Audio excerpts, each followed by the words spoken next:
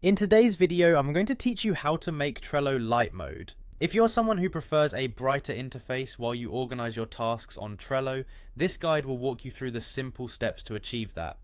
Let's dive right in. To start, open your web browser and type in Trello.com. This will take you to the Trello homepage. On the top right corner, you'll notice a login button. Go ahead and click on it. Once you click the login button, you'll be presented with various options to log in. You can choose to sign in with Google, Microsoft, Apple, or Slack. Alternatively, you can use your email address and password for a direct login. Choose whichever method you find most convenient. After successfully logging in, you'll find yourself on your Trello dashboard. Now direct your attention to the top right corner of the screen. You'll spot your profile icon, which is typically a circle containing either your initials or your profile picture.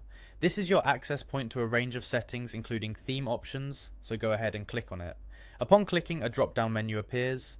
This menu contains various options related to your Trello account. You're looking for the theme option. Once you locate it, click theme to open the theme settings. Here you'll see a few different options available to you: light, dark, and maybe even an option to match your browser's theme. For this tutorial, since we're aiming for light mode, simply click light.